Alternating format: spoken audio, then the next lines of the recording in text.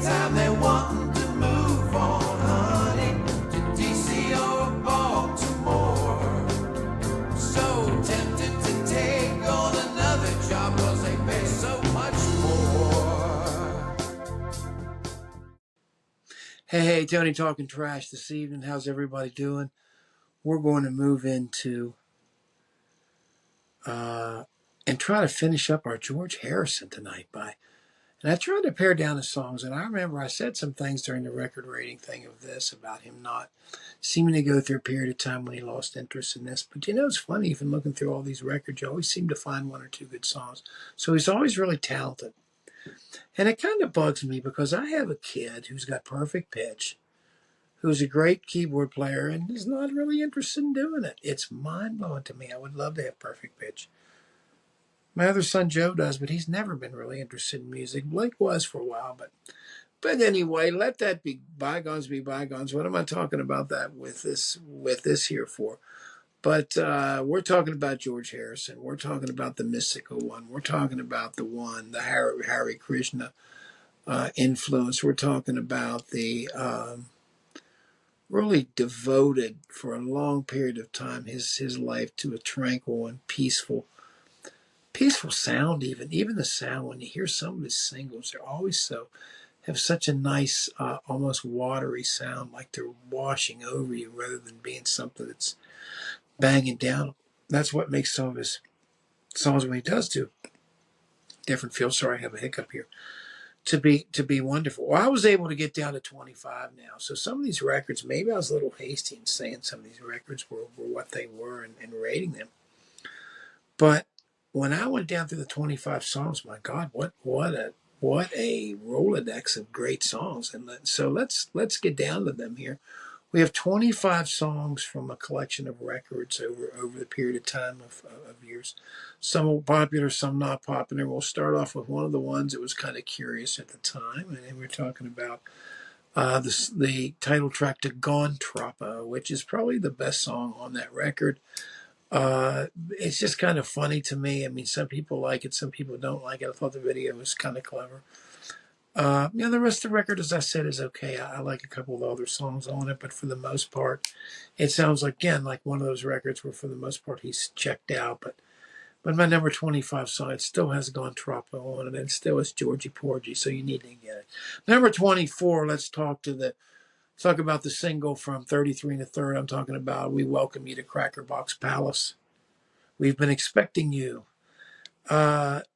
Decent song during the 80s, decent song to keep him relevant. And this was kind of in that period of time where things were a little shaky in some of the content of the records. And actually, like a couple of those, like Somewhere in England and George Harrison, he had trouble with getting some of those completely approved, which is hard to believe that anybody at that time would try to take that kind of away, veto power from a Beatle. But anyway, 23, let's go with this super. And I've always loved this song. It's one of the songs I asked my guitar player to teach me. And the Ballad of Frankie Crisp, Let It Roll. I love that. Da-da-da-da-da-da. Everybody knows that riff off of the C position that everybody does for the C, the A minor, or whatever. Everybody knows that. But it was my first exposure to it anyway, of learning it. All Things Must Pass, Ballad of Frankie Crisp. Number 22, the title track to the finale, the last record, the ever stirring Brainwashed from the record. It's amazing when you think about it. One of the things about that record that's so astonishing, it's almost like that Bowie thing. It's like you almost know he was going out. So this was what he wants to leave it with, which superb. 21, let's go to one of those albums I talked about that were less inspired than the other. And even though the production's not great on some of the songs, still had some good songs on it. And let's talk about the opener here from Somewhere in England, Blood from a Clone. Certainly lyrically very interesting and almost like what is a protest song against trying to against having to work, or I don't know what, I don't quite know, you're talking about can't get blood from a clone. You wonder what he's Speaking about it, but anyway, in number 20, let's talk about the tour that broke his back, the tour that broke everything, and then but the wonderful "I'm a dark horse." It's just a beautiful, and that side of the record's really good because it has it follows up with a couple other strong tracks on that side. But I just love that riff. Da, da, da, da, da, da. It's really nice. Number 19. Probably the heaviest song on here. I'm talking about Devil's Radio, that Jeff Lynne produced, one of the singles, second or third single from Cloud Nine, which everybody, has to concede is a very, very important record and was a big comeback for him. Number 18, I'm going to go to the classic All Things Must Pass and Beware of Darkness. Another one that I learned from Jim Roderick. Spent a summer learning that record, and it was great when I was young. My dad gave me lessons from guitar. I wanted to do guitar, and golly, he gave them to me. It was really nice. And number 17, I'm going to go to another one of those, what I consider lesser inspired album, but still good record, and the great song, Love Comes to Everyone. Oh, that's a good song. Now, the track, the production of that whole record sounds a little, that and Somewhere in England sounds a little bit 80s, muddied, a little mid-range, like they really, both of those records, and there could be remastered versions, but the versions that came out originally both sounded to me like they were EQ'd differently than some of the other records that he had, and it's just a suggestion that they might want to go back with those, and they've probably done that, and I just probably have an original here. From it, let's go to the wonderful Dear One from 33 and a Third, one of my favorites on there, and I think one of the ones, the quality of it, which lifts it to a very high level. For number 15, we're going to go back to the George Harrison record, the Green record here, with Not Guilty, and the Beatles outtake. Everybody's heard the outtakes from the White Album and the stuff that happened. I only want what's mine. I think it was a song basically about, not getting songs on a record, I think. Not Guilty. I love it. Number 14, the combination with Ron Wood, the beautiful I Won't Let Him Down, So Far East Man. Dark Horse followed up the song Dark Horse, Far East Man, him and Ron Wood. Beautiful together. At number 13, the haunting leadoff track, obviously talking about Olivia and the song You from Extra Texture, read all about it. Probably one of the weaker records, but I love that song, man. There's a couple songs on it that aren't bad, but number 12, maybe Captain Obvious a little bit all those years ago for Somewhere in England. I guess one of the ones that kind of saved that, or kind of would have saved that period, because there's something about those records. It just seems real dark and not that interesting, and I just think people didn't want to go buy them unless they had a real strong single, and I understand why they would want to do that. And while we're at it, let's talk about the attempt to throw out the big hook here on Cloud Nine and When We Was Fab, and the only reason why I like that is Ringo's. I hear about it on Ringo's tom fills and drum fills across the bar. I just love Ringo's great, man. That's from Cloud Nine, When We Was Fab. Anybody knows about that? Let's talk about the great opener from Brainwashed here at the end. If you don't know where you're going, any road will take you there. Number 10, a poignant song, probably the last best great song that George wrote. Number 9 from the George Harrison record, Blow Away, Blow Away. A very zen look at everything. Everything's going to blow away, which is beautiful. That's beautiful. The Grateful Dead was song, Blow Away, like that too. I think that's a Brent song. Number 8, All Things Must Pass again for Let It Down. A summertime thing again. It reminds me of strumming guitar with Jim. And number 7, the beautiful, beautiful. Don't Make Me Wait Too Long from Living in the Material World. To me, this would be the type of a track that I think would have been really interesting. When you hear these songs like this from this era, it would have been so great to have the Beatles on these songs, because this sounds like it was written for the Beatles. This song sounds like it would be a great hit on the maybe not on the realm of, I was going to say on the level of something, but probably more like Here Comes the Sun, because this is not something as a phenomenon. Number 6, my favorite, personal favorite from Cloud Nine. I used to play the song. I loved it, man. This is Love, the Jeff Lynne produced song. Little words that could change you forever. I just love the plaintive way he sings the song. Just the way. Making fools of everybody who don't understand. This is love. I just think the message is superb, and that's that is number 6. Number 5 is the joking response to the My Sweet Lord debacle. This song from 33 and a Third, but there's something about it. I love that. I love that modulation. This song, da da da da da da da da da da da da da da.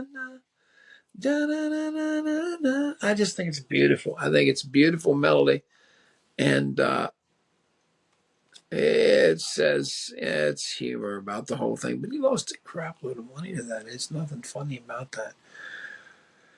And now we're going to rest in the arms of the trusted one. All things must pass. Number 4, isn't it a pity? Number 2 is probably my favorite version. I remember sitting in a movie theater with Steve Hare watching that, and Steve Hare invited me to his birthday party, and for his birthday party, he wanted everybody to watch All Things Must Pass, or the tribute to George Harrison. When Isn't It a Pity came on, it was just mind blowing. Ditto with Beware of Darkness is my number 3 from All Things Must Pass. Just a powerhouse record, a record to me that changed my life. Yes, it's a 3-record set, but the truth of it is it's a double, and the double, all the songs on the double. I never listened to the third one. I don't know anybody else that hardly did. And you want to say you did, okay, leave it in the comments that you did, and that's fine. I know people did. I mean, I played it, but I didn't play it. When I'm trying to get information from the record, the info to me is on one to. Never was one of these big jam session things. For records, it's fun to jam when you're playing live, but recorded things time, from him at least, I saw as being time to get down to business. Number 2, one of the great riffs haunting in my life. I'm 10 years old. Da na na na na na na na da na na na na na na. You got What Is Life, and then at the same time you got It Don't Come Easy. Da da da da da da da. He wrote all those riffs at about the same time. The guy was just, that'll never be forgotten. I mean, there was a moment there in time, and I know because I'm sitting in my mother's car in the parking lot. There was a moment there in time when that was going on. Wild Word was going on. Uncle Albert Admiral Halsey. Whereas the beginning of the 70s and things were continuing to be burst wide open.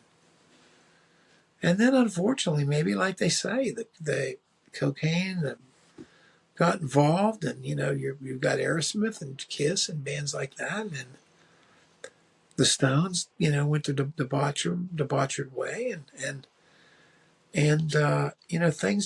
things went that way, but at that time, man, it was a door was prying open to a lot of different sounds and a lot of different stuff. I mean, even like other songs were popular at the time. Melanie, Brand New Key, that was about the same time. That was wide open. And it's just interesting at the time. But number 2, the monumental What Is Life from All Things Must Pass. And number 1, my favorite of all, one that I've played live, It's not an easy song to play live either. You need somebody that really knows what they're doing to play. I used to play it down at the Indies sometimes from Living in the Material World. Give me love, give me love, give me peace on earth. There's something about it. Something about that vibe. And that has to be Alan White playing drums. I mean, I don't know if it is. I didn't check it. You can check it on it and find out for me, but it sounds like Alan, and those hi-hat things. Flying to greet you with heart and soul, man. There's something about take hold of my hand that you and I can understand. Won't you please, won't you? Something else, man, about it, mystical about it. And that hopefully with those 25 songs I've just named, that kind of sums up the mysticism, the positive spin he always had on things, the effect of religion and the effect that his philosophy had on his life. His other interests, like he was a beautiful gardener.